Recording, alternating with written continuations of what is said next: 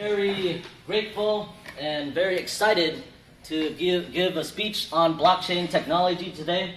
My name is Kerati. I was born and raised in San Francisco, graduated from UC Davis.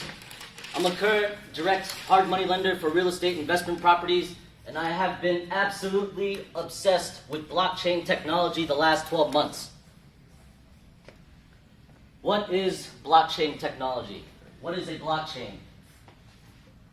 A blockchain is a digital ledger, a digital database that is cryptographically secured, decentralized, immutable, open source, trustless, borderless, permissionless, and neutral. Decentralized, one of the #1 most fundamental differences on how society works today. Decentralized. No one in absolute control. No one nor one group of individuals are in control. As an example, centralization. Greatest example, money, central banks, power, control.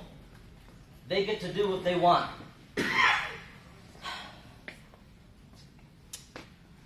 Decentralization, in terms of Bitcoin, all computers, all nodes, it is a flat network. Everyone is equal. There is no central server. There is no main computer. It's not a hierarchy. It is a flat network, decentralized. Immutability.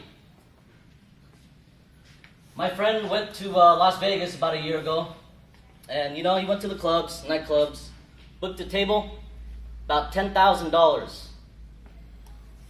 Next day, he disputed his credit card charge. The credit card company then did a chargeback with the nightclub. This is very important for businesses and merchants. Immutability, by definition, is permanent, untamperable. You cannot change it.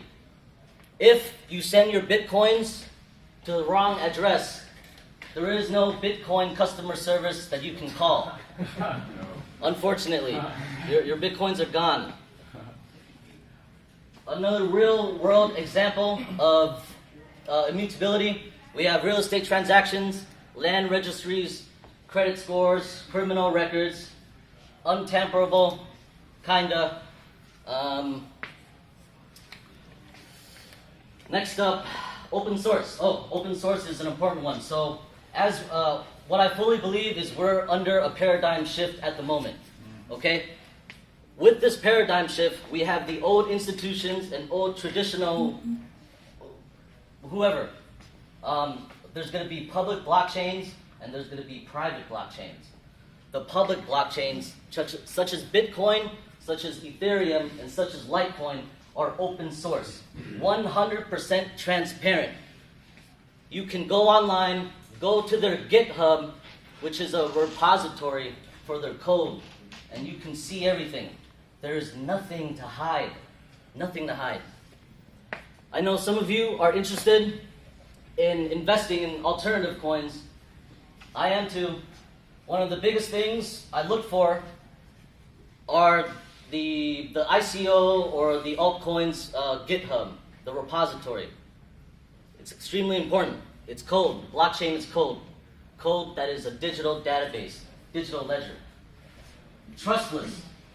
Trustless is one of the most confusing things. I was confused with it for several months actually. So trustless doesn't necessarily mean that you cannot trust or that Bitcoin is not trustworthy.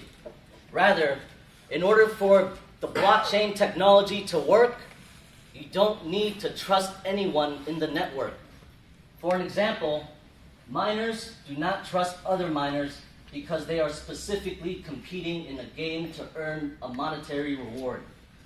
Users do not have to trust each other because they can specifically own a carbon ledger of the database. They can own all the transactions, or they can see it. There's a fundamental difference here as well. Before blockchain technology, we needed third-party institutions in order to solve a massive coordination problem. Third-party institutions, title and escrow, central banks, DMV, you name it. With blockchain technology, it's nuts. It's nuts. I'm doing you a disservice right now by not explaining it well. Next, permissionless. So, permissionless, let's take Ethereum, great example. You could be from China, you could be from Brazil, you could be from Eastern Europe, anywhere.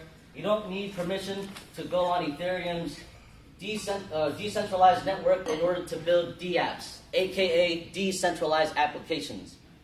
You don't need permission, you don't need ID to have a Bitcoin wallet. What you need an ID for is for a centralized exchange. KYC, know your customers. AML, anti-money laundering. When you go to these centralized institutions, exchanges, Coinbase, Gemini, you need to verify yourself. Blockchain, you don't need that. Borderless, kind of self-explanatory. I could send money to my family in Thailand. It's borderless. I don't have to go through Western Union. I don't have to pay these fees. It's borderless.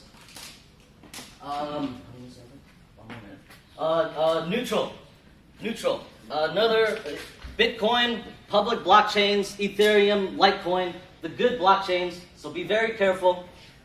They don't care whether you're white, Asian, black, gay, tall, short.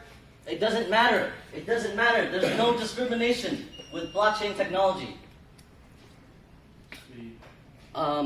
Yes. So in conclusion, be very careful with the private blockchains and the public blockchains. A private blockchain will be centralized, will be permissioned, will need trust. It will be the exact opposite. Thank you.